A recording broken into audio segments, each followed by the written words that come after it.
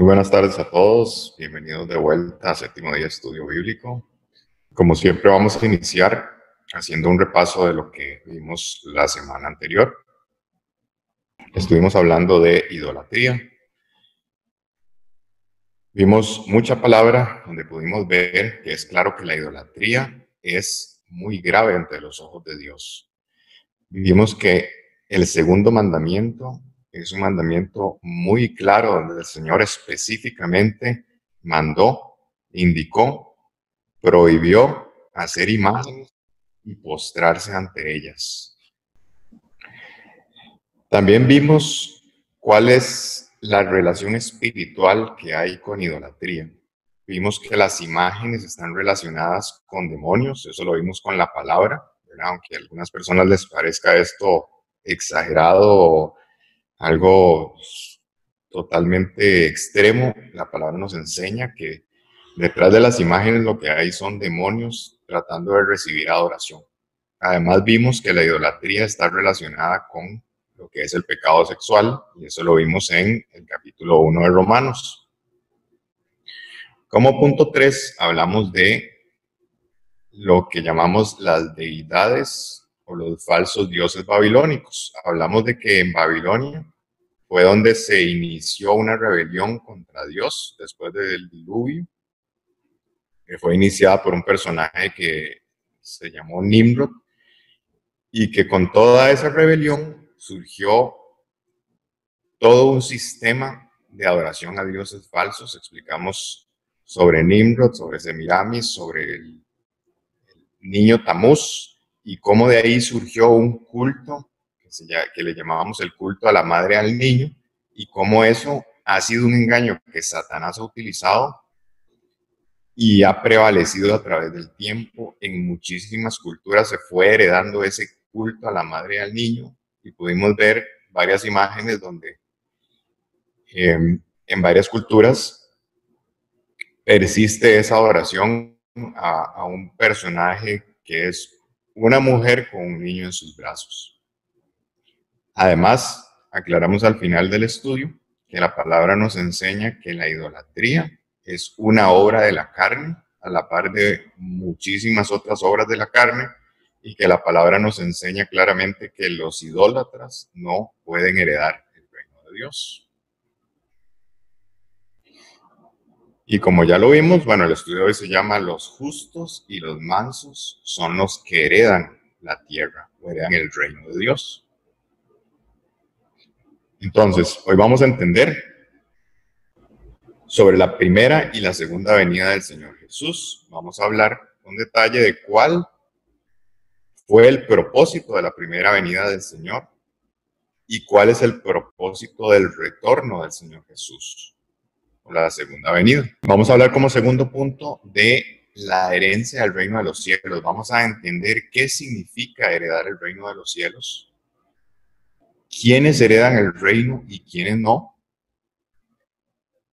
Y vamos a entender que el Señor Jesús nos dejó una responsabilidad a todos los que queremos seguirlo a Él. Va a traer una recompensa que Él nos dará también.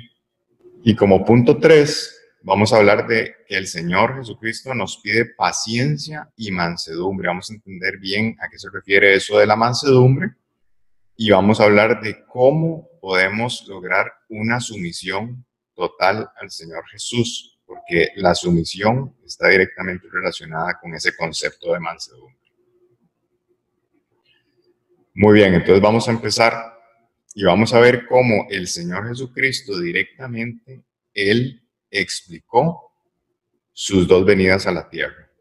Lucas 17, 22, 25. Y dijo a sus discípulos: Tiempo vendrá cuando desearéis ver uno de los días del Hijo del Hombre, y no lo veréis, y os dirán: helo aquí o helo allí. No vayáis ni lo sigáis. Porque como el relámpago que al fulgurar resplandece desde un extremo del cielo hasta el otro, así también será el Hijo del Hombre en su día. Pero primero es necesario que padezca mucho y sea desechado por esta generación. Entonces, vean, aquí está el Señor hablando directamente, y el Señor dice claramente: va a llegar el momento en que ustedes van a querer verme, van a querer que yo esté con ustedes, pero ya no me van a ver. Estaba hablando de que él tenía que padecer, iba a morir, iba a resucitar y tenía que ir al cielo por un tiempo. Y va a llegar personas a decir en los últimos tiempos, helo aquí, helo allí, no vayan ni los sigan. Porque como el relámpago que al fulgurar resplandece desde un extremo del cielo hasta el otro, así también es como yo voy a volver. Recuerden que el Señor es muy enfático en decirnos que su segunda venida va a ser totalmente visible, que no hay forma de confundirse, que va a llegar muchas personas a decir o a engañar de que ya Él volvió o que vino de esta manera o que ya vino un Salvador, pero su segunda venida va a ser totalmente visible en los cielos, en las nubes, y no hay forma de confundirnos. Y el Señor nos dice primero, yo ahorita estoy acá, vendré por segunda vez, pero primero que nada es necesario que yo padezca y voy a ser desechado por esta generación. Eso les dijo el Señor a sus discípulos cuando vino por primera vez. Él les dijo, primero yo tengo que padecer y voy a ser desechado por esta generación, pero voy a volver y va a haber un tiempo en que ustedes estén deseando verme, pero no me van a ver hasta que yo venga por segunda vez. Entonces vamos a hablar de el propósito de la primera y la segunda venida del Señor, que lógicamente, como ya sabemos, la primera venida fue hace poco más de 2000 años y estamos esperando su segunda venida. Primero vamos a hablar de la primera venida del Señor. Entonces vamos a leer Lucas 4, 43, 44. Pero él les dijo, es necesario que también a otras ciudades anuncie el evangelio del reino de Dios, porque para esto he sido enviado. Y predicaba en las sinagogas de Galilea. Aquí nos habla en el Evangelio de Lucas que el Señor estaba predicando. Y cada vez que él predicaba y maravillaba a la gente con todo lo que enseñaba, en este caso particular la palabra nos dice que las personas le decían, por favor, quédese con nosotros y no se vaya. Y el Señor les dice esto. Es necesario que también vaya a otras ciudades a predicar el evangelio del reino de Dios, porque para esto he sido enviado. Es muy importante que reafirmemos el concepto que el evangelio que el Señor Jesucristo vino a predicar era el reino que Él iba a establecer en su segunda venida. Él está aquí en su primera venida y está diciendo, tengo que ir a muchas ciudades a predicar el evangelio del reino venidero de Dios, porque para esto he sido enviado. El Señor nos enseña que en su primera venida, Él lo que venía a hacer, entre muchas otras cosas ahora que vamos a ver, era anunciar que el evangelio del reino de Dios se había acercado y predicaba en las sinagogas de Galilea. Leamos Mateo 4:17. Desde entonces comenzó Jesús a predicar y a decir, arrepentíos, porque el reino de los cielos se ha acercado. Aquí la palabra nos dice claramente cómo es que el Señor Jesús predicaba el reino venidero. Vean cómo lo hacía. Lo primero que decía es que se necesita arrepentimiento. El Señor decía, arrepentíos porque el reino de los cielos se ha acercado. Él no dijo el reino de los cielos ya se estableció. Más bien dice el reino de los cielos ya va a venir. Lógicamente, para nosotros el tiempo, nosotros lo podemos ver de manera muy limitada como Dios lo ve, porque para nosotros nuestra vida actual la consideramos en unos pocos años. O sea, el ser humano vive 70, 80 años. Los que viven mucho 90 y algunos llegarán a 100, pero son los mínimos. Pero el Señor dice, arrepiéntanse porque el reino de los cielos, el reino que se había anunciado, ya va a venir.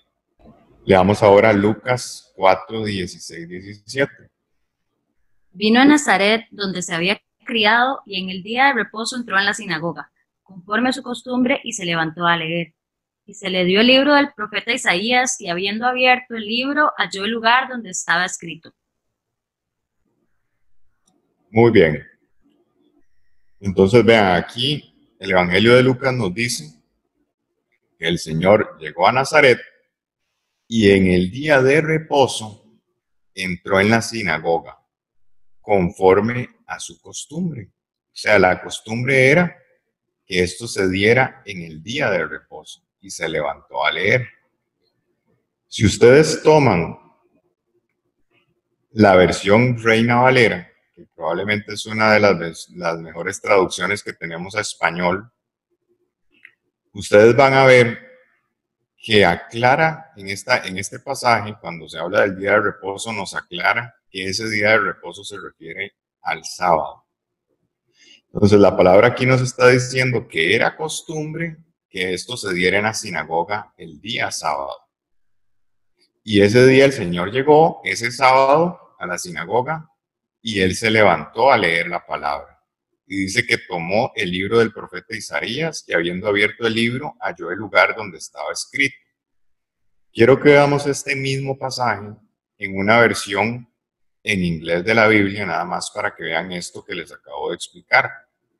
Este es exactamente el mismo pasaje, pero vean que en la traducción en inglés, que esta es una versión como más o menos como del siglo XV, King James, vean cómo claramente en esa traducción no se perdió el concepto, digamos, directo de Sabbath Day. Sin embargo, conforme se han traducido las Biblias, se ha ido perdiendo ciertas cosas. Y por ejemplo, en Reina Valera nos habla del día de reposo, aunque realmente sí nos especifica que era sábado. Pero si buscamos otras versiones, por ejemplo, Nueva Versión Internacional, otras traducciones, otras versiones en español, ya eso se pierde. El Espíritu del Señor está sobre mí, por cuanto me ha ungido para dar buenas nuevas a los pobres. Me ha enviado a sanar a los quebrantados de corazón, a pregonar libertad a los cautivos y vista a los ciegos, a poner en libertad a los oprimidos, a predicar el año agradable del Señor. Y enrollando el libro, lo dio al ministro y se sentó, y los ojos de todos en la sinagoga estaban fijos en él. Muy bien, entonces vean, el Señor Jesús se levanta y empieza a leer lo que estaba profetizado por el profeta Isaías, y ahora lo vamos a ver en Isaías directamente, y el Señor dice, el Espíritu del Señor está sobre mí. Vean que ahí Isaías estaba profetizando sobre el Señor Jesús, que Él sería el ungido del Dios verdadero, que Él iba a tener el Espíritu e iba a pasar todo esto. Entonces el Señor le toca leer una profecía sobre Él mismo. El Espíritu Santo me ha ungido, dice el Señor, para hacer estas cosas. Primero, para dar buenas nuevas a los pobres, y realmente una mejor explicación de esta palabra pobres es a los mansos. ¿Qué buenas nuevas? Las buenas nuevas del reino de los cielos, como ya lo vimos. Porque el Evangelio significa que las buenas noticias que el Señor Jesucristo nos vino a dar en su primera venida es que el reino de Dios ya se estaba acercando y que teníamos que arrepentirnos y someternos a Él. Además dice el Señor, yo he venido a sanar a los quebrantados de corazón, porque eso es algo que el Señor vino a hacer, vino a sanar nuestras heridas del alma también, a pregonar libertad a los cautivos. ¿Cautivos de qué? Los cautivos del pecado, porque la palabra nos enseña que mientras nosotros no estemos en la verdad, mientras no estemos en luz, permanecemos como si fuéramos esclavos del pecado. Vista a los ciegos, ¿por qué? Porque el Señor llegó a abrir nuestros ojos espirituales a la verdad. Antes estábamos en tinieblas, antes de conocerlo a Él y antes de tener la verdad, nosotros estábamos como ciegos, no podíamos ver la verdad, hasta que esa verdad se nos revela a través de su palabra. A poner en libertad a los oprimidos. ¿Los oprimidos por quién? Los oprimidos por el enemigo. Los oprimidos por el reino de las tinieblas que nos mantenían en esa cautividad antes de conocer su verdad. Y a predicar el año agradable del Señor, dice el Señor Jesús. ¿Qué significa eso? Justamente lo que vimos al puro principio. Es necesario que vaya a predicar el evangelio del reino porque para eso he sido enviado. Eso es lo que el Señor está diciendo. Su primera venida era para predicar el año agradable del Señor. Eso se refiere al establecimiento del reino de los cielos aquí en la tierra. Y además, el Señor Jesús, a través de su Espíritu Santo, que ahora actúa en todos los que son de Él, vino a hacer todas estas cosas que vemos acá. Entonces vean qué maravilla cómo el Señor se levanta y lee esa profecía y dice, y enrollando el libro, lo dio al ministro y se sentó, y los ojos de todos en la sinagoga estaban fijos en él. Pero ahora quiero que vean este mismo pasaje, porque el Señor ahí estaba en una sinagoga leyendo una profecía de Isaías, pero nosotros tenemos esa misma profecía en nuestra Biblia. Entonces vamos a leerla directamente desde el libro de Isaías. Leamos Isaías 61, 1, 2. El Espíritu de Jehová, el Señor, está sobre mí, porque me ungió Jehová. Me ha enviado a predicar las buenas nuevas a los abatidos, a vendar a los quebrantados de corazón, a publicar libertad a los cautivos, y a los presos apertura de la cárcel, a proclamar el año de la buena voluntad de Jehová, y el día de la venganza del Dios nuestro, a consolar a todos los enlutados. Bien, entonces vean que es prácticamente lo mismo que se menciona, digamos, en el Nuevo Testamento cuando el Señor leyó, pero esta es la profecía original de Isaías. Vean que es predicar buenas nuevas a los pobres, aquí lo pone como a los abatidos, a vendar a los quebrantados de corazón, a sanar esas heridas del alma, a predicar la libertad del pecado a los cautivos, a los presos apertura de la cárcel, o sea, a los oprimidos, como lo dijimos, a proclamar el año de la buena voluntad del Señor, que es el establecimiento del reino de los cielos aquí en la tierra. Pero vean que cuando el Señor estaba aquí en la tierra, cuando vino hace 2000 años, leyó eso y paró acá. Hasta ahí leyó. Pero lo que sigue después en la profecía es esto que dice acá. Y el día de venganza del Dios nuestro, a consolar a todos los enlutados. ¿Por qué? Porque ese día de venganza, el día del Señor, el día de la ira, es justamente lo que va a ocurrir en la segunda venida. Ya hemos hablado que el Señor viene con ira, pero viene con ira para los que no son de Él. El Señor viene a salvar a los que lo están esperando, pero viene con ira y con venganza para los que no son de Él. Y la palabra nos enseña que nosotros vamos a tener que pasar tribulación, pero no la ira de Dios, porque Él nos va a salvar de esa ira, porque nosotros no estamos para ira, dice la palabra. Entonces, hemos visto que la primera venida del Señor, Él mismo dijo, yo he sido enviado para anunciar las buenas nuevas del reino. Él vino a anunciar su segunda venida, digámoslo de esa manera. Además, a través de la unción del Espíritu que Él traía, Él vino a demostrar el poder de Dios a través del Espíritu Santo. Y ese poder de Dios es el poder que opera en los que son de Él actualmente. Y ese poder es el que hace posible todas estas cosas que vemos acá. Entonces el Señor vino a hacer todo eso, vino a avisar que venía el año agradable del Señor, y en ese año agradable es un año agradable para los que son de Él, pero es el día de venganza para los que no son de Él. Y por eso el Señor leyó hasta ahí, porque era su primera venida y todavía no tocaba Él vino a anunciar el año de la buena voluntad, pero todavía no correspondía el día de la venganza. Vamos a leer ahora Hechos 3, 17, 18. Mas ahora, hermanos, sé que por ignorancia lo habéis hecho, como también vuestros gobernantes, pero Dios ha cumplido así lo que había antes anunciado por boca de todos sus profetas, que Jesucristo había de padecer. Este es el apóstol Pedro dando un discurso y él empieza a hablar de todo lo que había pasado, de cómo habían tomado al ungido del Dios verdadero y lo habían desechado, lo habían matado, y les dice esto: pero yo sé que por ignorancia lo hicieron, pero Dios ha cumplido así lo que había antes anunciado por boca de todos sus profetas, que su ungido, Jesucristo, había de padecer. Porque el Señor había anunciado que esto iba a pasar, ya todo eso estaba profetizado que el Señor tenía que padecer, y eso sucedió en su primera venida. Pero él también estaba profetizado que él venía a reinar. Entonces su primera venida tuvo que padecer, pero en la segunda venida, que es lo que estamos esperando, él viene a reinar sobre la tierra. Viene a salvar a los que son de él, viene a reinar y viene con ira para los impíos y los que han decidido no someterse, ignorarlo a él y darle la espalda.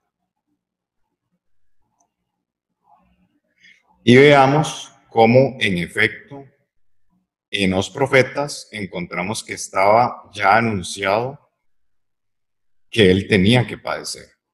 Vamos a leer Isaías 53:6. Todos nosotros nos descarriamos como ovejas, cada cual se apartó por su camino, mas Jehová cargó en él el pecado de todos nosotros. Angustiado él y afligido, no abrió su boca, como cordero fue llevado al matadero, y como oveja delante de sus trasquiladores, enmudeció y no abrió su boca. Isaías profetizando dice que todos se descarriaron como ovejas. Pero ¿qué hizo el Señor? El plan del Señor era que su ungido cargara con el pecado de todos los descarriados, de todos los que creen en su nombre, que deciden comprometerse con él por completo. Veamos cómo el profeta nos anuncia eso que iba a pasar en su primera venida. Y dice, angustiado él y afligido, no abrió su boca. Fue llevado al matadero como un cordero, y como oveja delante de sus trasquiladores, enmudeció y no abrió su boca. El mismo Señor Jesucristo dijo, a mí nadie me va a quitar la vida. Yo la entrego voluntariamente y tengo la autoridad y la autorización del Padre para volverla a tomar. Entonces, la primera venida del Señor Jesús, él dijo, vengo a anunciar que mi reino viene pronto. Él vino a cargar con el pecado de todos los descarriados y vino a hacer posible que a través del poder de Dios, a través de su Espíritu, las personas fueran libertadas del pecado, fueran libertadas de la opresión y fueran sanadas en su alma de todas sus heridas. Como vimos que él dice que vino a vendar las heridas del alma. Leamos Isaías 53:10. Con todo esto, Jehová quiso quebrantarlo, sujetándole a padecimiento. Cuando haya puesto su vida en expiación por el pecado, verá el linaje, vivirá por largos días y la voluntad de Jehová será en su mano. Entonces vean cómo la profecía dice que Jehová mismo fue el que decidió quebrantarlo. Él decidió que el pecado fuera, digamos, expiado en él. Que él fuera el que cargara con el pecado de las ovejas descarriadas. Era el plan, ya era un plan que estaba. O sea, eso no fue que el Señor vino y que de repente lo mataron. Ya era el plan del Dios verdadero, porque todo lo que el Dios verdadero, todo lo que sucede es porque Él quiere. Y después nos dice que ya cuando su vida haya sido puesta en expiación, o sea, en pago por el pecado, verá linaje. ¿Quién es el linaje? Todos los que son de Él. Vivirá por largos días porque Él resucitó para nunca morir. Y la voluntad de Jehová será en su mano prosperada. ¿Por qué? Porque cuando Él venga a reinar aquí a la tierra, la voluntad del Dios verdadero va a ser visible a través del reino que Él va a establecer. Entonces vean cómo es claro que el profeta Isaías, y también hay mucha otra profecía que habló de que el Señor tenía que padecer en su primera venida. Y les recomiendo que lean Isaías todo el capítulo 53, porque ahí justamente todo ese capítulo es profecía de lo que tenía que el Señor padecer. Entonces, lo del pasaje que vimos ahora de Pedro, que nos decía que ya los profetas habían anunciado que el Señor tenía que padecer, continúa con estos otros versículos. Muy bien, entonces Pedro les dice, ok, ya sabemos que fue por ignorancia que tomaron al ungido de Dios y lo mataron, lo crucificaron, aunque eso ya Dios sabía y era parte del plan. O sea, Dios ya sabía todo lo que iba a pasar y utilizó eso como parte de su plan para que el pecado fuera expiado. Pero vea lo que nos dice el apóstol Pedro, tienen que arrepentirse, igual que como el Señor Jesucristo predicaba. Arrepiéntanse porque el reino de los cielos se ha acercado. Y aquí en Hechos, nada más para las personas que no están muy familiarizadas con la cronología de la Biblia, aquí ya el Señor había muerto, había resucitado y ya había ascendido. Y Pedro les está hablando todo esto y les dice, entonces tienen que arrepentirse y convertirse para que sus pecados puedan ser borrados. Y para que así venga de la presencia del Señor tiempos de refrigerio y Él envía a Jesucristo. Él vuelve a enviar al Señor Jesús, que el Señor Jesús regrese y eso ya antes fue anunciado. ¿Qué fue anunciado? También que es necesario que el Señor Jesús resucitara, ascendiera al cielo y estuviera ahí ¿hasta cuándo? Hasta los tiempos de la restauración de todas las cosas. ¿Cuándo es eso? Cuando el Señor regrese, Él viene a restaurar, todo va a ser restaurado. Y eso lo habló Dios por boca de sus santos profetas desde tiempo antiguo. Esa segunda venida fue profetizada, está en el Antiguo Testamento. Eso el Señor lo anunció desde hace milenios, en realidad. Y vamos a ver lo que decía, o lo que está en la palabra, por el profeta Daniel. Vamos a leer Daniel 2:44. Y en los días de estos reyes, el Dios del cielo levantará un reino que no será jamás destruido, ni será el reino dejado a otro pueblo. Desmenuzará y consumirá a todos estos reinos. Pero Él permanecerá para siempre. Muy bien, entonces vean, esta profecía de Daniel se refiere al retorno del Señor Jesús, a la segunda venida. Y esto ya nosotros lo estudiamos en el estudio de los reinos profetizados antes del reino del Mesías. Vimos, para los que recuerdan, la estatua de el sueño de Nabucodonosor. Vimos cómo ahí era una estatua que tenía varios materiales, desde la cabeza hasta los pies, y en los pies había una mezcla de hierro con barro. Y la profecía nos explicaba que esa mezcla representaba, sobre todo los dedos de los pies, que eran de barro cocido, unos reinos, 10 reinos. Y la profecía en Daniel nos explica que en los días de estos reyes, de esos 10 reyes, de esos 10 reinos, es cuando el Dios del cielo va a levantar el reino de los cielos que nunca va a ser destruido. Pero ese es un reino que va a ser establecido acá. Y el reino no va a ser dejado a ningún otro pueblo. Va a desmenuzar y va a consumir a todos los reinos anteriores que han sido gobernados por Satanás. Pero el reino que el Señor Jesucristo va a establecer va a permanecer para siempre. Eso estaba profetizado en Daniel. Estas 4 grandes bestias son 4 reyes que se levantarán en la tierra. Después recibirán el reino los altos del Altísimo, y poseerán el reino hasta el siglo, eternamente y para siempre. Estas 4 grandes bestias, esta es la visión de las bestias que Daniel tuvo, que se le mostraban 4 bestias saliendo del mar. Son 4 reyes que se levantarán en la tierra.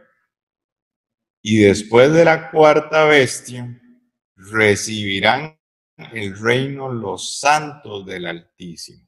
Vean que aquí nos está hablando de reinos en la tierra y que después de esas 4 bestias, de la cuarta bestia, iba a ser levantado otro reino aquí en la tierra. Pero ese reino es de los santos del Altísimo. Por eso la palabra nos dice que nosotros vamos a reinar con Cristo. Ok, vamos a ver ahora la profecía de Zacarías 14, del 3 al 5. Entonces saldrá el Señor y peleará contra aquellas naciones como cuando pelea en el día de la batalla. En aquel día pondrá el Señor sus pies en el monte de los olivos, que se encuentra al este de Jerusalén.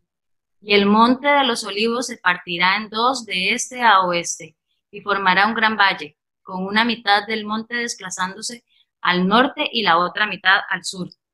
Ustedes huirán por el valle de mi monte, porque se extenderá hasta Asal. Huirán como huyeron del terremoto en los días de Usías, rey de Judá. Entonces vendrá el Señor mi Dios acompañado de todos sus fieles. Se está profetizando también la segunda venida del Señor. Y dice que el Señor va a venir y va a pelear contra unas naciones. Y que ese día el Señor va a poner sus pies sobre el monte de los olivos. Y su retorno, cuando Él venga y ponga sus pies, eso va a ser tan majestuoso que el monte de los olivos se va a partir en dos, desde el este hacia el oeste, en esta dirección, de este a oeste, y cuando se parta de esa manera, la mitad norte se va a desplazar y la mitad sur se va a separar. Y dice que el Señor entonces va a venir, va a poner sus pies en el monte de los olivos y que viene acompañado de todos sus fieles. ¿Por qué? Porque justamente antes de esto ya ocurrió la primera resurrección, que ya lo hemos hablado, que Él aparece en las nubes y lo primero que Él viene a hacer es al resucitar a los que son de Él en un cuerpo glorificado, y los que estén vivos también los va a transformar en un cuerpo glorificado, y eso es el arrebatamiento. La primera resurrección y el arrebatamiento, que es el equivalente de los que estén vivos cuando Él venga. Entonces veamos cómo la segunda venida del Señor está profetizada por todo lado en el Antiguo Testamento. Veamos Zacarías 14, 8, 9. En aquel día fluirá agua viva desde Jerusalén, tanto en verano como en invierno, y una mitad correrá hacia el mar Muerto y la otra hacia el mar Mediterráneo. El Señor reinará sobre toda la tierra. En aquel día el Señor será el único Dios y su nombre será el único nombre.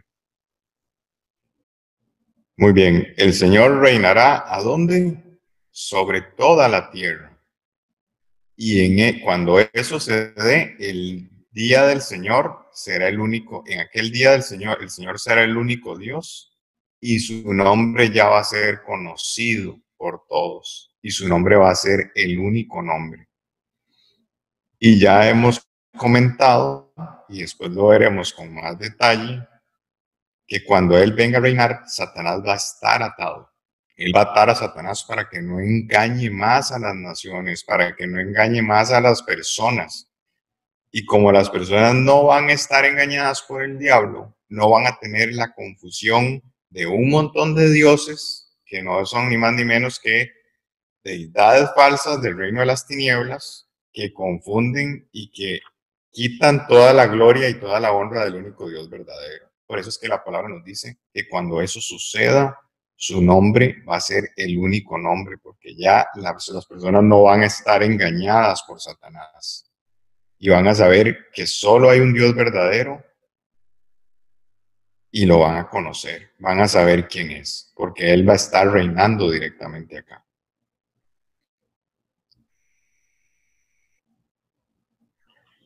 Entonces, vean toda la profecía que hay sobre la segunda venida del Señor, que tristemente, bueno, es algo que no se predica mucho, no se habla mucho realmente sobre la segunda venida del Señor.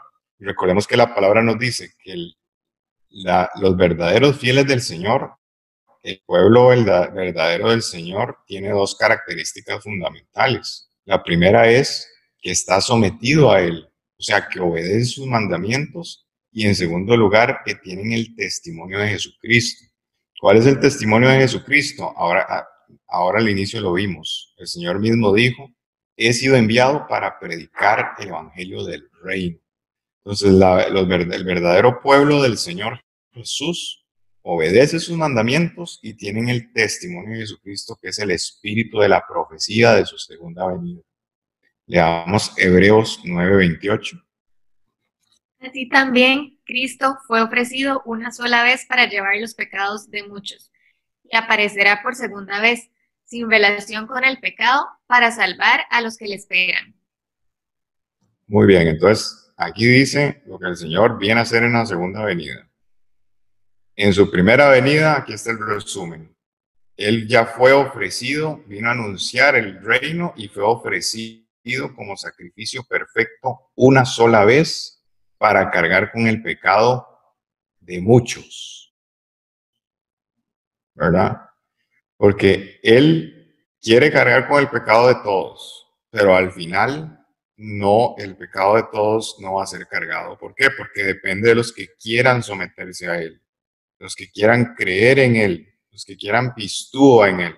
Los que han visto los estudios saben a lo que me refiero. Los que quieran comprometerse totalmente con Él, poner su confianza absoluta en Él.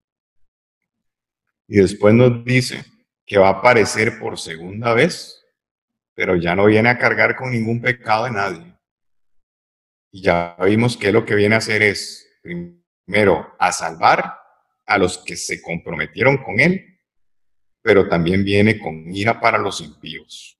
Y eso la palabra es muy clara. Vamos a hablar ahora de la herencia del reino que va a suceder en su segunda venida. Hemos escuchado mucho de heredar el reino, que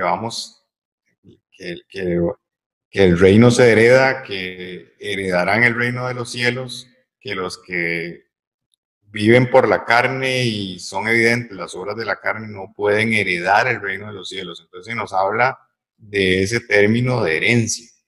Pero vamos a entender bien entonces a qué es que se refiere, porque realmente es una herencia. Lo que pasa es que cuando lo leemos en la palabra, como que por lo que nos han enseñado no lo interpretamos realmente como lo que es una herencia. Vamos a leer Mateo 25, 31, 34. Este es el Señor Jesucristo hablando directamente.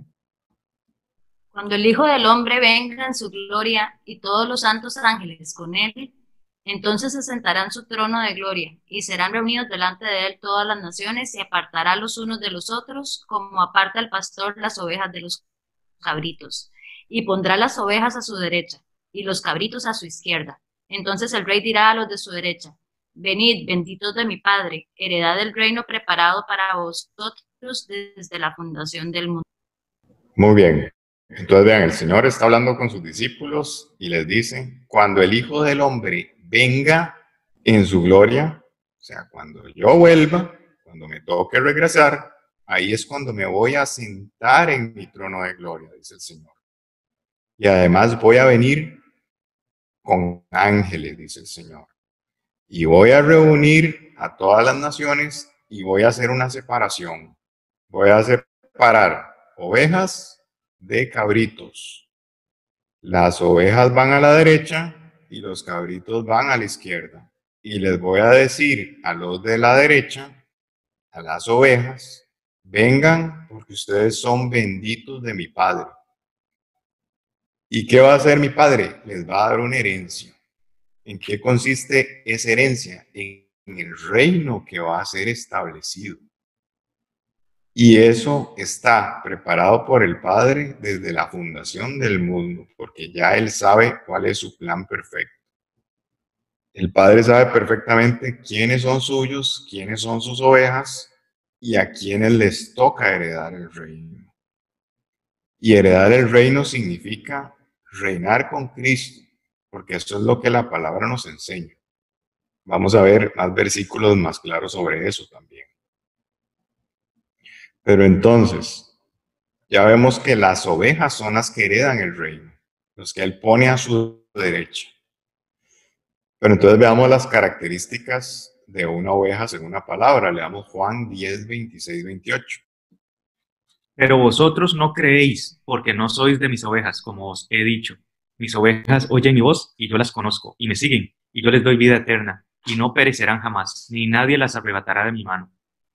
Las ovejas verdaderas oyen la voz del Señor. Él las conoce y las ovejas realmente lo siguen. Siguen lo que está en su palabra. Oyen su voz y dicen, me someto a esto. Esta es mi verdad y yo creo en esto. Aunque a veces no le entienda, aunque a veces contradiga cosas que yo creía, yo escucho esa voz y yo sigo esa voz. ¿Y qué hace Él? ¿Qué hace el pastor perfecto, el Señor Jesucristo? Él nos va a dar vida eterna a través de un cuerpo glorificado. Y cuando eso suceda, ya nunca vamos a perecer, porque la vida eterna significa obtener un cuerpo glorificado que ya nunca está sujeto a corrupción. Y cuando eso pase, nadie va a poder arrebatarlas de su mano. Pero ¿qué pasa? Los cabritos, los que no son ovejas, no creen. Leen la palabra, les parece extraño, no creen o a veces deciden creer nada más una parte. Y lo otro dicen, esto me gusta, lo otro como que no me gusta tanto, entonces me voy a quedar con esto que tiene lógica para mí. Entonces, esa es la diferencia entre las ovejas y los cabritos. Las ovejas dependen totalmente del Señor porque han decidido escuchar su voz y han decidido que la palabra es su única fuente de verdad. Y eso implica a veces echar abajo muchas cosas, muchos pensamientos, muchas doctrinas, enseñanzas que hemos tenido antes y que se nos confronta con la palabra, lo leemos, está claro en la palabra y las ovejas dicen, sí, he estado equivocado y ahora la palabra me está sacando a la verdad. Pero los cabritos dicen, no, es que me gusta más la forma en que yo vivo y como yo decido tomar las decisiones para mi vida. Ovejas y cabritos. Ovejas a la derecha, benditos de mi Padre, hereden el reino, pero los cabritos, otra historia diferente. Vamos a leer qué es la promesa que el Señor Jesús le hace claramente cuando Pedro le hace esta pregunta. Vamos a leer Mateo 19, 27, 28. Entonces respondiendo Pedro, le dijo, He aquí, nosotros lo hemos dejado todo y te hemos seguido. ¿Qué pues tendremos? Y Jesús les dijo, de cierto os digo que en la regeneración, cuando el Hijo del Hombre se siente en el trono de su gloria, vosotros que me habéis seguido, también os sentaréis sobre 12 tronos, para juzgar a las 12 tribus de Israel.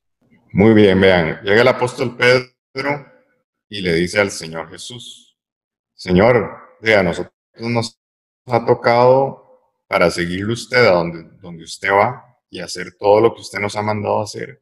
Hemos tenido que dejar todo. Dejamos nuestro trabajo. Seguro Pedro le dijo, mi trabajo era pescar y ya no lo hago. Tuve que dejar eso, no me importa. Preferí seguirle usted. Tuve que dejar mi familia también porque usted me llamó a seguirlo y a hacer lo que usted me mandó. Y Pedro le dice, ¿usted qué nos va a dar? ¿Qué vamos a tener? ¿Cuál es la recompensa? Y vean que el Señor Jesús no le dijo, Pedro, no es interesado. O sea, usted tiene que seguirme nada más porque sí y porque ya. O sea, el Señor le dijo, hay una recompensa. Hay una recompensa para los que hagan eso. Y le dice específicamente eso. Les aseguro, de cierto les digo, que en la regeneración, ya vimos que en la segunda venida del Señor es cuando Él viene a restaurar todo. Y ese es el momento cuando el Hijo del Hombre se viene a centrar en su trono de gloria. En la segunda venida Él viene a reinar, viene a sentarse en su trono y viene a regenerar todas las cosas. Y les dice, ustedes que han dejado todo para seguirme, también se van a sentar conmigo en 12 tronos. ¿Para qué?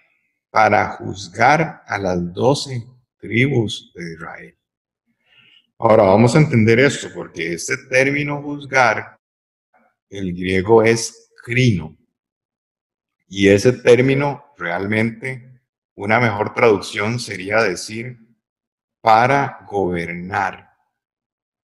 Entonces el Señor lo que le está diciendo es, cuando ustedes deciden someterse a mí por completo, ser fieles a mi palabra, la recompensa va a ser, bueno, le dijo aquí específicamente a ellos que van a reinar conmigo. Se van a sentar en tronos y van a gobernar sobre las 12 tribus de Israel, sobre el pueblo de Israel, que es el pueblo verdadero de Dios. Recuerden que en la señal de la mujer en Apocalipsis aparece una mujer con una corona con 12 estrellas. Porque el pueblo verdadero de Dios va a recibir una recompensa y va a hacer reinar con él a los que sean resucitados en la primera resurrección o a los que sean arrebatados cuando Él venga en su segunda venida. Tanto la primera resurrección, recuerden, como el arrebatamiento, que es ser transformado del cuerpo mortal al cuerpo inmortal incorruptible, ocurren cuando el Señor Jesucristo regresa. Y vean la recompensa tan grande que el Señor les está explicando a ellos por haberlo seguido. Miren que el Señor no les está diciendo, les aseguro que por haberme seguido, ustedes se van a ir al cielo.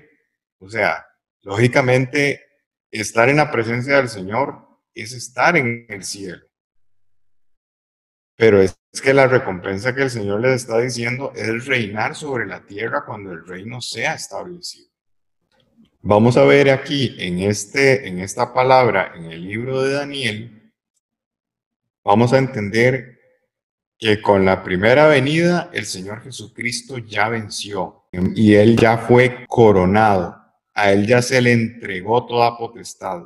Sin embargo, todavía no vemos que todas las cosas le sean sujetas, dicen la palabra específicamente. Leamos Daniel 7, 13, 14. Miraba yo en la visión de la noche, y he aquí con las nubes del cielo venía uno como un hijo de hombre, que vino hasta el anciano de días, y le hicieron acercarse delante de él. Y le fue dado dominio, gloria y reino para que todos los pueblos, naciones y lenguas le sirvieran. Su dominio es dominio eterno, que nunca pasará, y su reino uno que no será destruido. El Señor Jesús vino a anunciar el reino de Dios que va a ser establecido. Vino a entregarse como propiciación del pecado de muchos, como acabamos de leer. Vino a hacer posible que el poder de Dios se manifestara a través del Espíritu Santo en todos los que son de Él. Venció porque murió y resucitó. Y Él arrebató las llaves de la muerte, dice la palabra. Ahora Él tiene las llaves de la muerte. O sea, el Señor ya venció al haber resucitado.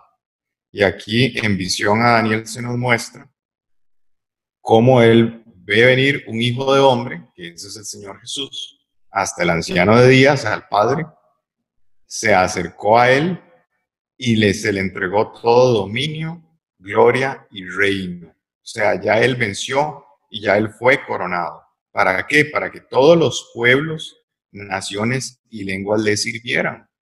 Y su dominio va a ser dominio eterno que no va a pasar. Y su reino que será establecido ya no va a ser destruido nunca. Vean como cuando uno entiende esto del reino de los cielos, que es un reino que va a ser establecido, que está profetizado, puede entender todas estas profecías. Pero si uno no entiende que el reino de los cielos es un reino verdadero que va a ser establecido aquí en la tierra, todas estas cosas son muy difíciles de comprender. En realidad, todas estas profecías, uno como que las lee y no entiende bien de qué se está hablando. Ya hemos mencionado que la segunda venida del Señor sucede a la final trompeta. Esto lo dice claramente el apóstol Pablo.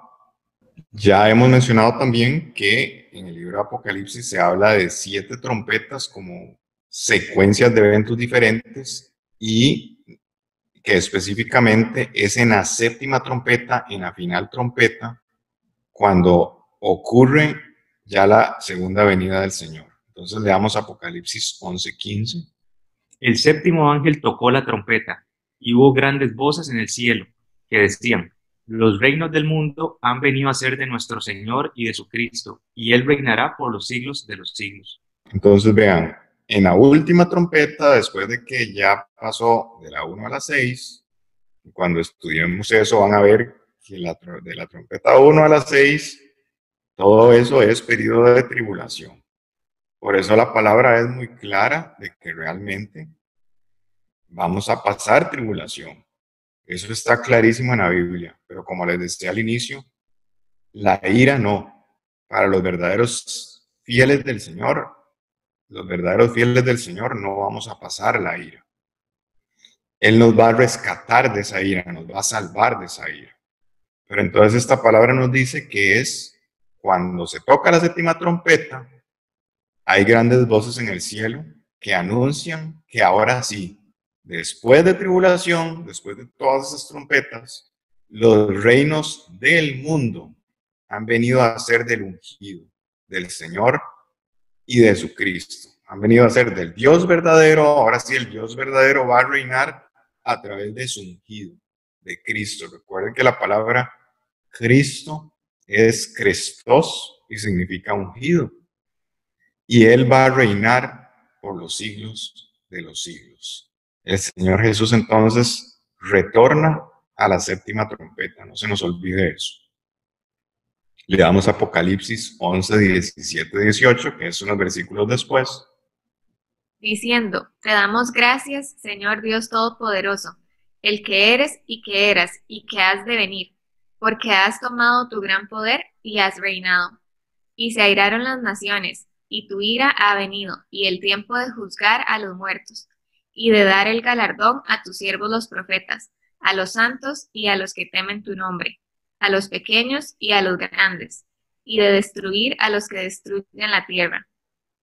Muy bien, entonces séptima trompeta, se toca la trompeta y llegó la hora de que el Señor regrese. Él aparece en las nubes, todo ojo lo va a ver. Lo primero que hace es la primera resurrección. Toma a los que ya murieron, los que han muerto y que son de Él, los que murieron en Él, los resucita, los llama y los pone en un cuerpo glorificado que es incorruptible y es un cuerpo totalmente real. En uno de los estudios ya vimos cómo el Señor en cuerpo incorruptible se les presentó, les dijo, vean cómo yo no soy ningún espíritu, pálpenme. Un espíritu no tiene ni carne ni huesos, y ya él estaba en cuerpo glorificado. Además les pidió algo de comer y comió enfrente de ellos en cuerpo glorificado. Entonces el Señor aparece, ejecuta la primera resurrección de los que son de él, y los que están vivos cuando él aparece y son de él, son arrebatados. Son transformados de cuerpo corruptible a cuerpo incorruptible para reunirse con los resucitados y con él en las nubes para recibirlo, dice la palabra.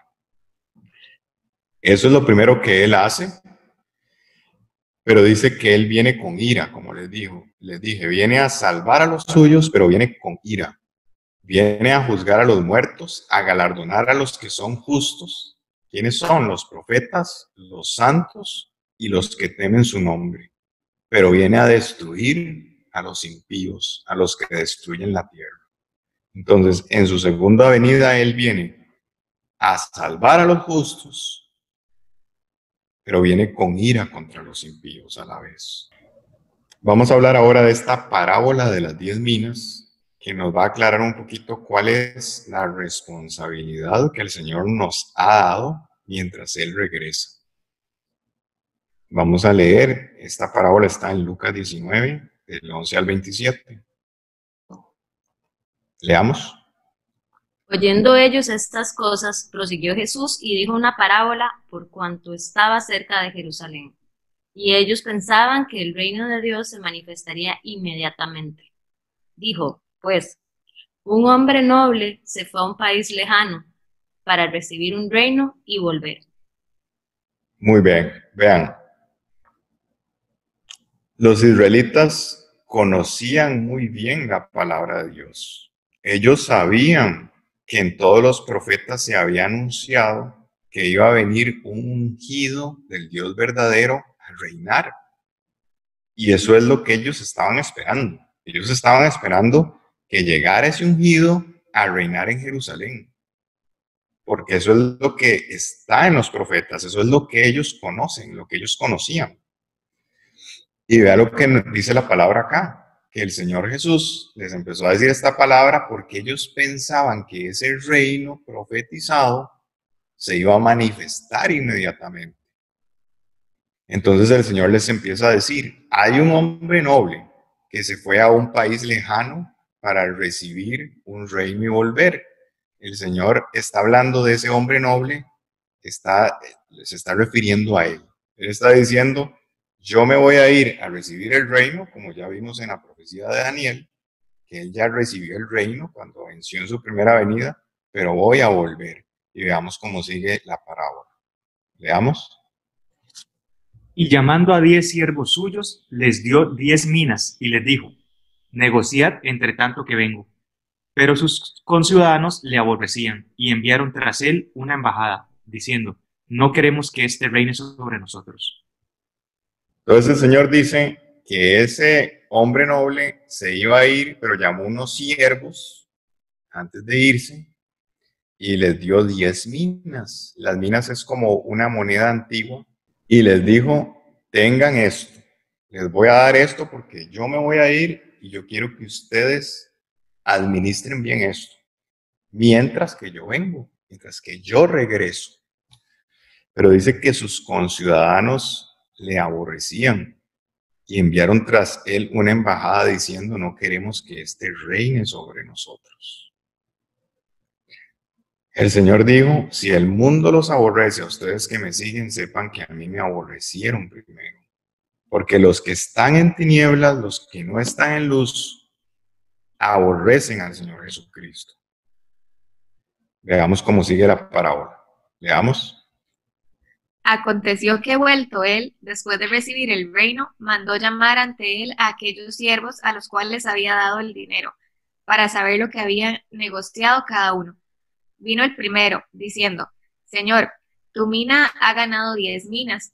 Él le dijo, está bien, buen siervo, por cuanto en lo poco has sido fiel, tendrás autoridad sobre 10 ciudades. Vino otro, diciendo, Señor, tu mina ha producido 5 minas. Y también a este dijo, tú también sé sobre 5 ciudades. Muy bien, entonces vea lo que el Señor nos está enseñando en esta parábola. Nos está diciendo que Él cuando vuelve, o sea, en su segunda venida, en su regreso, viene a llamar a esos siervos a los cuales dejó un trabajo asignado, a los que les dio esos recursos, les dio el dinero, para que le den cuentas. Entonces, entendamos esto, el Señor está diciendo que Él nos está dando recursos, y esos recursos implica talentos, dones e incluso recursos económicos que el Señor nos ha dado para administrarlos para su reino. Si son dones, son talentos, nos toca usar eso para la edificación del reino, para predicar la verdad, para llevar a otras personas a los pies de Jesús. Y además, los recursos económicos que el Señor nos da, Él también espera que nosotros los utilicemos de alguna manera para eso. Y Él dice, yo voy a volver y voy a llamar y voy a empezar a pedir cuentas. Y el Señor dice que vino el primero y le dijo, Señor, tu mina ha ganado 10 minas. Vea todo lo que hice con lo que usted me dio. Y el Señor, ¿qué le dice?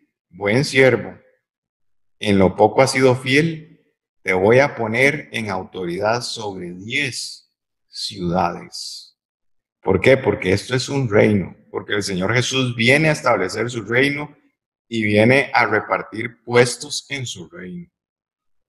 Por eso el reino se hereda. Es una herencia del Padre Celestial sobre sus hijos verdaderos, sobre sus fieles verdaderos, en ese reino que Él va a establecer a través de su ungido, el Señor Jesucristo. Viene otro diciendo, Señor, tu mina ha producido 5 minas. Y el Señor le dice, también, tú también sé sobre 5 ciudades. Entonces vea cómo el Señor nos está enseñando que hay galardones, hay premios que se van a establecer cuando Él vuelva, dependiendo de lo que cada uno hizo por ese reino, dependiendo de la fidelidad que cada uno tuvo a ese reino, para trabajar para el reino. Más bien, sigamos leyendo lo que dice la parábola. Vino otro diciendo, Señor, aquí está tu mina, la cual he tenido guardada en un pañuelo, porque tuve miedo de ti, por cuanto eres hombre severo, que tomas lo que no pusiste y ciegas lo que no sembraste. Entonces él le dijo, mal siervo, por tu propia boca te juzgo. Sabías que yo era hombre severo, que tomo lo que no puse y que ciego lo que no sembré. ¿Por qué, pues, no pusiste mi dinero en el banco, para que al volver yo lo hubiera recibido con los intereses? Vean que este tercer siervo no hizo nada con lo que el Señor le dio y le asignó. Él le dijo, tuve temor, tengo la mina guardada, o sea, usted me dio estos recursos, pero yo no hice nada. Y vea lo que el Señor le dice. O sea, estos son siervos, estos son personas que conocen al Dios verdadero, que saben que el Señor les dio una misión por hacer, pero no hicieron nada. Y el Señor le dice, eres un mal siervo. Por lo que usted está diciendo, por eso mismo lo juzgo. ¿Por qué pues no pusiste mi dinero al menos en el banco para que al volver yo lo hubiera recibido con los intereses? ¿Por qué con lo que le di para que trabajara para el reino, para que sembrara para el reino que iba a venir, no hizo nada? Le dice el Señor. Sigamos leyendo como sigue la parábola.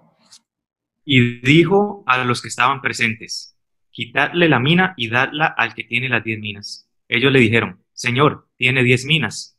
Pues yo os digo que a todo el que tiene se le dará, mas al que no tiene, aún lo que tiene se le quitará. Y también a aquellos mis enemigos que no querían que yo reinase sobre ellos, traedlos acá y decapitadlos delante de mí. Muy bien. Entonces vean que esta parábola termina un poco fuerte, ¿verdad? Porque el Señor aquí nos está enseñando que Él quiere que todo lo que Él nos dio, nosotros lo utilicemos para el reino. Por eso Él nos dice, busquen primero mi reino y su justicia y dejen de preocuparse por todo lo demás, porque yo todo lo demás se los añado. Y Él añade de manera grande, les digo. Él es el Rey de Reyes, Señor de Señores, el dueño de todo. Pero el punto es que el Señor nos manda a trabajar para su reino. Y Él nos va a recompensar dependiendo de lo que nosotros hayamos hecho para su reino. Y la herencia que vamos a recibir va a ser proporcional a eso. Vean cómo termina, que aquí está hablando de lo que estábamos diciendo, de la ira que Él trae contra los impíos, contra la gente que se ha burlado de Dios, que se han creído dioses y que han tenido a la gente debajo de ellos. Y también aquellos mis enemigos que no querían que yo reinase, los que no me respetan para nada, los que se burlaron del Dios verdadero, los que se han burlado al Señor Jesucristo, traerlos acá y decapitadlos delante de mí. Entonces el Señor recompensará grandemente y proporcionalmente la fidelidad de los que Él ha escogido. Tenemos que trabajar para su reino. Y el retorno del Señor Jesús está muy cerca. Leamos Apocalipsis 22, 12, 13. He aquí, yo vengo pronto y mi galardón conmigo, para recompensar a cada uno según sea su obra. Yo soy el Alfa y la Omega, el principio y el fin, el primero y el último. El Señor viene pronto, dice él mismo en Apocalipsis. El último capítulo de Apocalipsis. Y traigo mi galardón conmigo. ¿Para qué? Para recompensar a cada uno según lo que hayan hecho. Vean que ahí está muy claro en la parábola de las minas que acabamos de leer. Yo soy el alfa y la omega, el principio y el fin, el primero y el último. La herencia del reino de los cielos es una herencia real, tal como conocemos el término. El Dios verdadero, el dueño de todo, el creador de todo, le ha placido darnos una herencia. La recompensa es grande, pero el compromiso es grande también. Y esa recompensa implica tener paciencia y mansedumbre, esperando su segunda venida. Y vamos a hablar un poco sobre esa paciencia y mansedumbre que el Señor nos pide. Leamos Salmos 37, del 7 al 9. Guarda silencio ante Jehová y espera en él. No te alteres con motivo del que prospera en su camino, por el hombre que hace maldades. Deja la ira y desecha el enojo. No te excites en manera alguna a hacer lo malo, porque los malignos serán destruidos, pero los que esperan en Jehová, ellos heredarán la tierra. El Señor dice, no se alteren ni se enojen cuando vean que hay malos que prosperan. Deja la ira y desecha el enojo. No te excites en manera alguna a hacer lo malo. ¿Alguna vez han oído a alguien o han pensado ustedes mismos por qué las personas malas o las personas injustas prosperan a veces? Y a veces cuando queremos hacer lo correcto, cuando queremos someternos al Señor, pareciera que más bien a uno le va peor que a los malos. No sé si alguna vez han escuchado a alguien decir eso, comentarlo o decirlo para ellos mismos. Bueno, ¿qué nos dice el Señor? ¿Por qué eso sucede? Porque ahorita el mundo está gobernado por Satanás. Y recuerden, Satanás mismo llegó a ofrecerle al Señor Jesús, tentándolo en el desierto, adóreme y yo le doy todos los reinos de la tierra porque ahorita son míos, le dijo Satanás. A mí me fue entregado. Por eso tenemos que entender que ahorita el mundo, desde la caída, así es gobernado por Satanás. Pero esto se va a acabar con la segunda venida del Señor. ¿Por qué? Porque los malignos serán destruidos cuando Él venga a reinar. Pero los que hemos esperado en Jehová, vamos a heredar ¿qué? Vamos a heredar la tierra. Vamos a heredar el reino que se va a establecer. Leamos Salmos 37, 10, 13. Pues de aquí a poco no existirá el malo, observará su lugar y no estará allí. Pero los mansos heredarán la tierra y se recrearán con abundancia de paz. Maquina el impío contra el justo y cruje contra él sus dientes. El Señor se reirá de él, porque ve que viene su día. El Señor dice, el malo va a dejar de existir dentro de poco. Y los que van a heredar la tierra van a ser los mansos. Y van a tener mucha paz. Actualmente, ¿qué sucede? Los impíos maquinan contra el justo y cruje contra él sus dientes. Pero ¿qué dice? Vean lo que dice. Vean lo que dice la palabra. El Señor se va a reír de esos impíos porque ve que viene su día. ¿En qué sentido? En esa ira que Él trae contra los impíos. Porque Él viene a salvar a los justos y a los mansos, pero viene con ira contra los impíos. Salmos 37, 22. Porque los benditos de él heredarán la tierra, y los malditos de él serán destruidos. Los benditos de Él, las ovejas, los que saben reconocer su voz y siguen su voz, son los que van a heredar la tierra. Pero los cabritos, los de la izquierda, los malditos de Él, ¿qué les va a pasar? Van a ser destruidos. Salmos 37, 27, 29. Apártate del mal y haz el bien, y vivirás para siempre. Porque Jehová ama la rectitud y no desampara a sus santos. para siempre serán guardados, mas la descendencia de los impíos será destruida.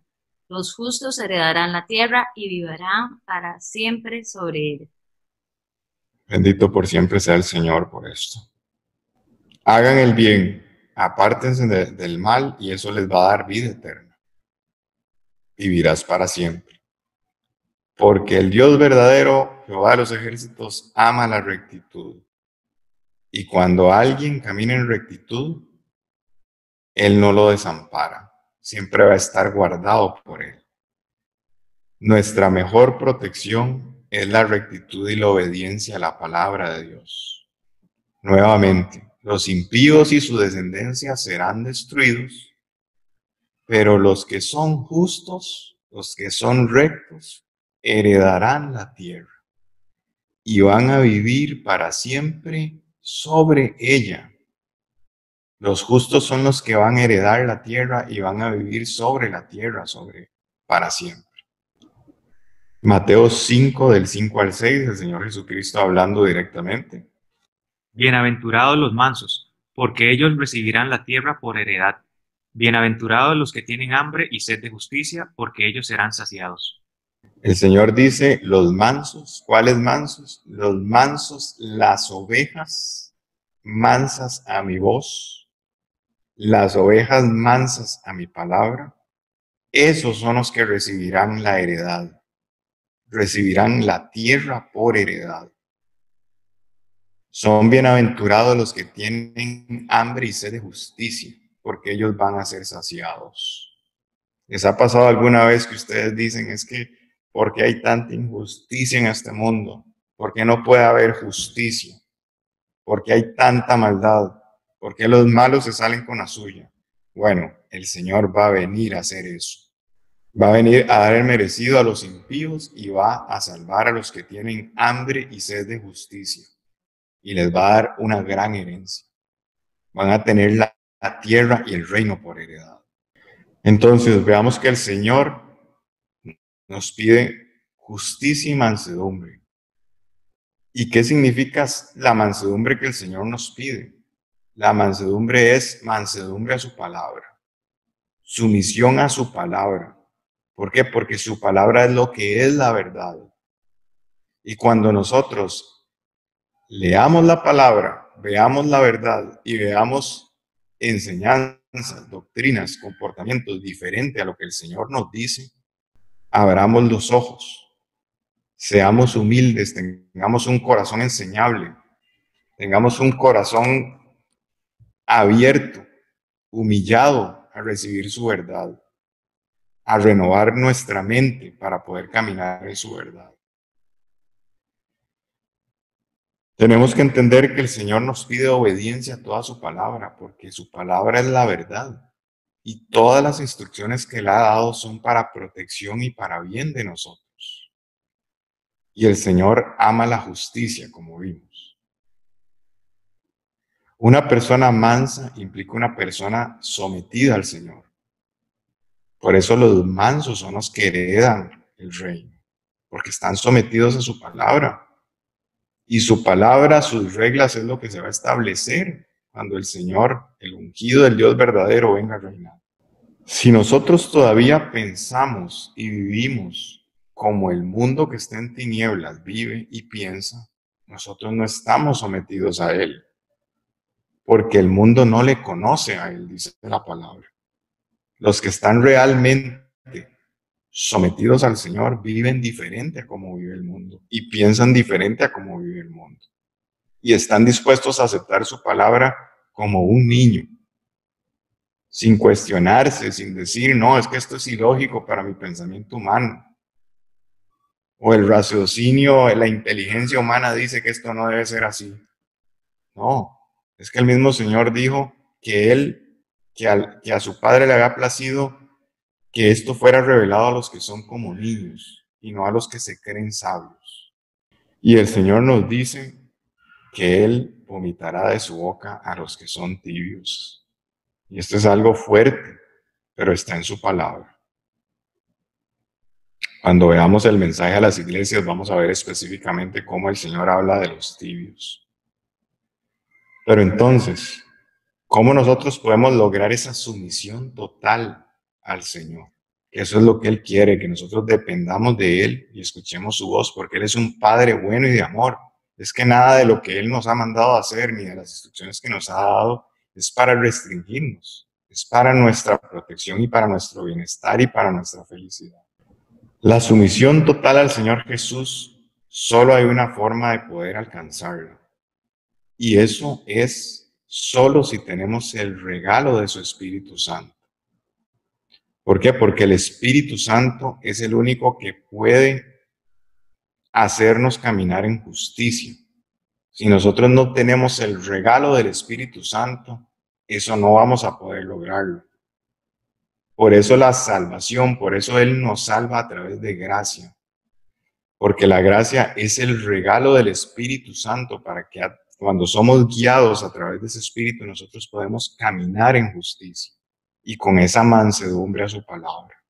¿Cómo podemos obtener y vivir por el Espíritu Santo? Que es lo que la palabra nos manda a hacer. Romanos 8:13, porque si ustedes siguen viviendo por la carne, ¿qué van a obtener? Muerte.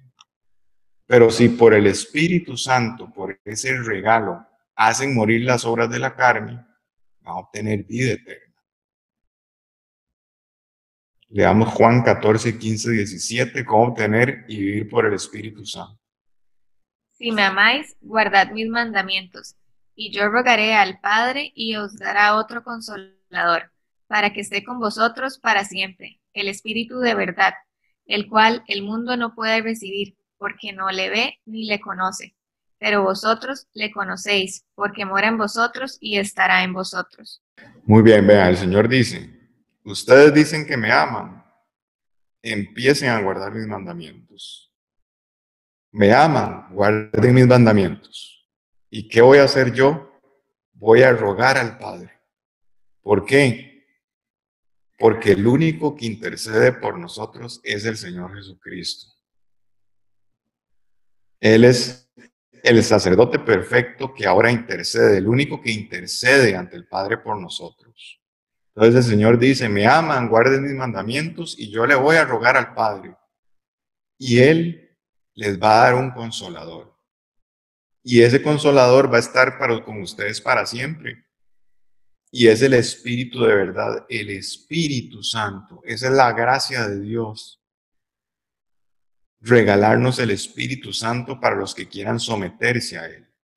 Y ese Espíritu Santo, el mundo no lo puede recibir. El que está en tinieblas, porque no le interesa la obediencia al Señor.